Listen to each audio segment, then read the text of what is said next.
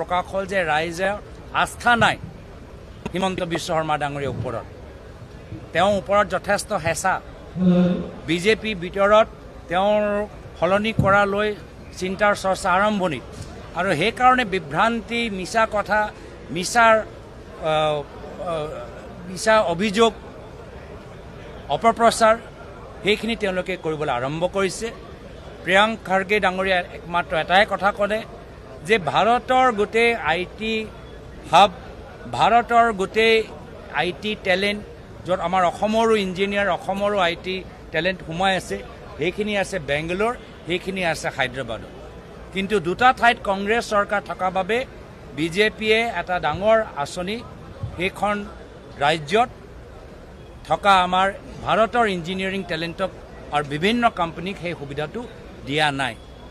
এতিয়া দলৰ চিম্বল চাই কেন্দ্ৰৰ চৰকাৰে আঁচনি বিতৰণ কৰিব নেকি? আঁচনি এইটো বিজেপি দলৰ ব্যক্তিগত আঁচনি নহয়।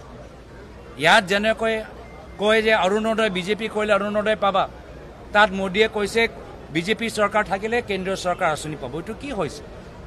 যিসকলে পাব লাগে, সেই অৰুণোদয় হওক বা ছেমি কণ্ডাক্টৰে হওক, য'ত যিসকলে পাব লাগে তেওঁলোকক দিয়া নাযায় বিজেপি দিনত।